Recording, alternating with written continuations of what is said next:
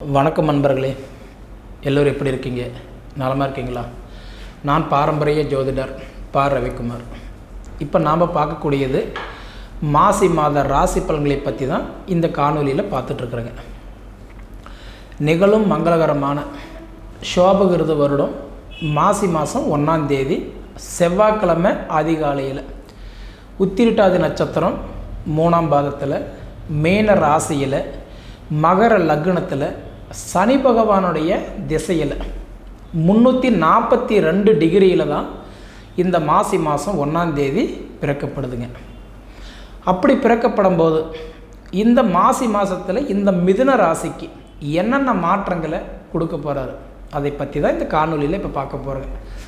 இந்த மிதுன ராசிக்கு வரக்கூடிய நட்சத்திரங்கள் முதல்ல பார்த்திங்கன்னா செவ்வாய் பகவானுடைய நட்சத்திரமான மிருகசீரிஷ நட்சத்திரம் 3ஆம் பாதம் 4ஆம் பாதம்.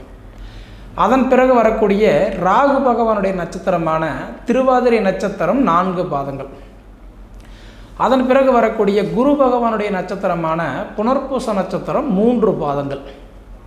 அப்போ 3 நட்சத்திரங்கள் 9 பாதங்கள் அடங்கிய மிக ஒரு அருமையான ஒரு ராசி, மிக ஒரு அற்புதமான ராசி இந்த மிதுன ராசி. இந்த மிதுன ராசிக்கு அதிபதினு சொல்லக்கூடியவர் யார் அப்படின்னா புதன் பகவான்.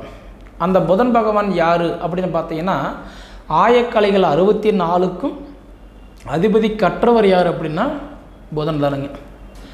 அப்போ அந்த புதன் பகவான் ஆயக்கலைகள் 64ம் கற்றவருடைய டேலண்ட்டு, திறமை, புத்திசாலித்தனம் எவ்வளோ இருக்கும் அந்த மாதிரி பார்த்தீங்கன்னா இந்த மிதுன ராசியில் பிறந்தவங்க நிச்சயமாக இப்போ என்னுடைய காணொலி நீங்கள் பார்த்துக்கிட்டே இருந்தால் கூட உங்களுடைய மைண்டு ஏதோ ஒரு இடத்துல வேலை செய்துக்கிட்டே இருக்கும். அவங்க போயிருப்பாங்களா, இவங்க வந்திருப்பாங்களா, இந்த வேலை நடந்திருக்குமா, இது செய்யலாமா, அது பண்ணலாமா, எப்பயுமே 2 இடத்துல உங்கள் மூளை செயல்பட்டுகிட்டே இருக்கும். அந்த மாதிரி ஒரு ராசி இந்த உடைய மிதுன ராசி. ஏன்னா உங்கள் ராசிக்கு அதிபதி புதன். அந்த புதன் பகவானுடைய அதாவது அதிபதியில் பிறந்த ராசியில் மிதுன ராசியில் பிறந்தவங்களுக்கு அது குறிப்பாக சொல்லணும்னா அந்த திருவாதிரை நட்சத்திரம் ராகு பகவானுடைய நட்சத்திரமான திருவாதிரை நட்சத்திரத்தில் பிறந்தவங்களுக்கு ஒரு தனி சிறப்பு உண்டு. எப்படி நீங்கள் பார்த்தீங்கன்னா இப்போ பார்த்தீங்கன்னா ஒரு மரியாதை வச்சு நம்ம கூப்பிட்றோம், ஒருத்தர் பேசுகிறோம், திருவாளர், திருமதி, திருநிறைச்செல்வி. அந்த திரு அப்படின்ற வார்த்தை 27 நட்சத்திரத்தில் 2 நட்சத்திரத்துக்கு மட்டும்தான் அந்த பேரும் புகழும் உண்டு. ஒன்று திருவாதிரை நட்சத்திரம், இன்னொன்று திருவோணம் நட்சத்திரம். இந்த 2 நட்சத்திரத்துக்கு மட்டும்தான் அந்த மதிப்புமிக்க ஒரு நட்சத்திரம் நம்ம சொல்லுவோம். அப்படி இருக்கிறவங்களுக்கு இந்த உடைய மாதத்தில் பொதுவாக இந்த மிதுன ராசியில் பிறந்தவங்களுக்கு இந்த மாதத்தில் பார்த்திங்கன்னா அருமையான ஒரு இடத்துல இப்போ குரு இருக்கார். ஏன்னா குரு இருக்கக்கூடிய இடம் எத்தனை இடம்? 11ஆம் இடத்துல குரு இருக்கிறார், லாபஸ்தானத்தில் இருக்கிறார். பொதுவாக நவகிரகங்களையே ராஜான்னு அழைக்கப்படையவர் சொல்லக்கூடியவர் யாருன்னா குரு பகவான் தான். அந்த குரு பகவான் இப்போ எங்கே இருக்கிறாருன்னா உங்கள் ராசிக்கு 11ஆம் இடத்துல இருக்கிறாரு, லாபஸ்தானத்தில் இருக்கிறார்.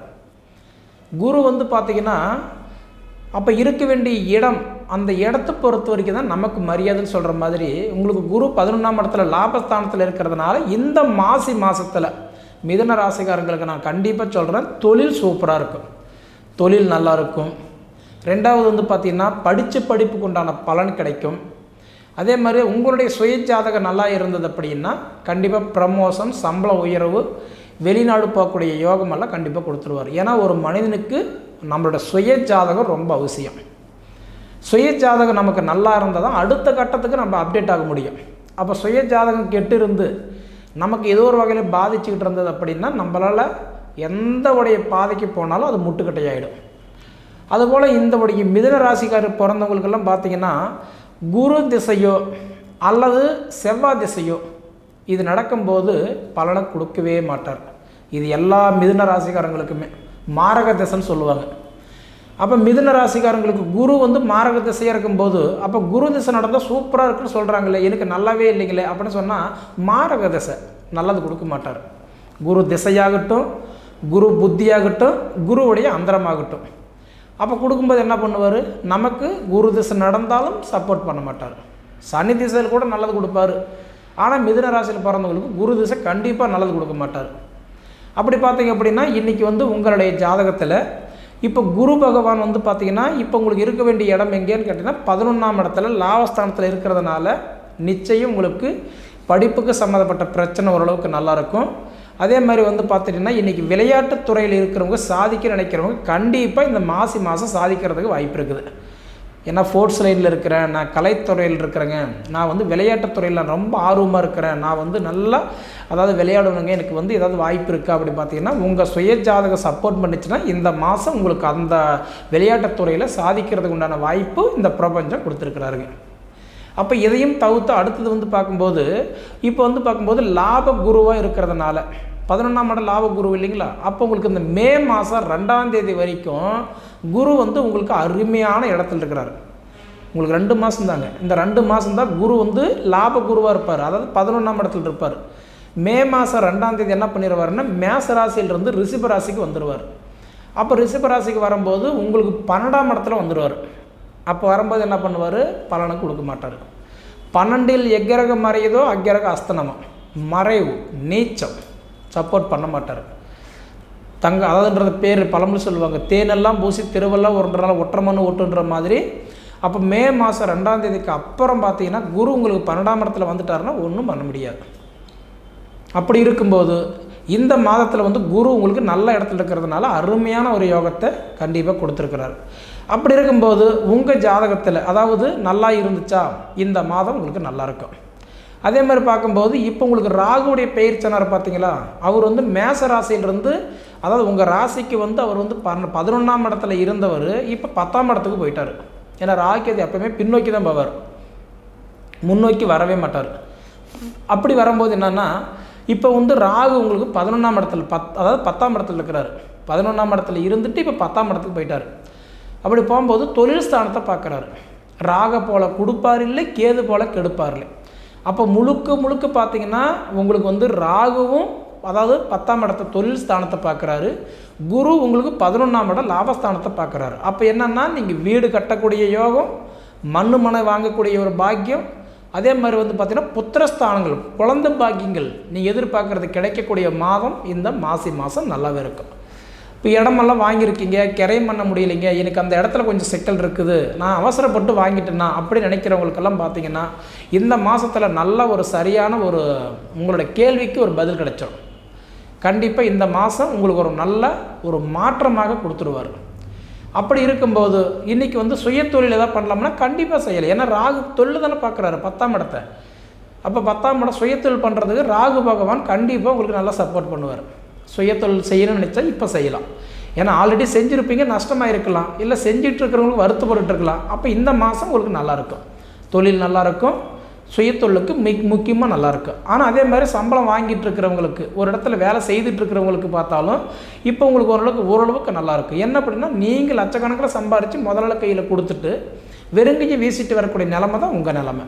அப்போ உங்கள் மனசில் தோணும், நம்ம இவ்வளோ சம்பாதிக்கிறோம், இவ்வளோ இண்டிவிஜுவலாக இருக்கிறோம், இவ்வளோ புத்திசாலித்தனமாக இருக்கிறோம், அப்போ வந்து பார்க்கும்போது நமக்கு ஒரு வளர்ச்சி இல்லையே, மற்றவங்களுக்கு நம்ம சொல்கிறவங்க தானே நல்லா இருக்காங்க, நமக்கு நல்லா இல்லைன்னா நீங்கள் கண்டிப்பாக இப்போ நீங்கள் சாதிக்கக்கூடிய இடத்துல இருக்கிறீங்க. கண்டிப்பாக நீங்கள் வந்து முயற்சி எடுத்தால் வெற்றி கிடைக்கும். உங்களுக்கு 10 குழந்தைங்க ஒரு ரேஸில் போயிட்டுருக்காங்க அப்படின்னா அதில் ஜெயிக்க போகிறது என்னமோ ஒரு குழந்தை தான், 10 பேரும் கிடையாதுங்க.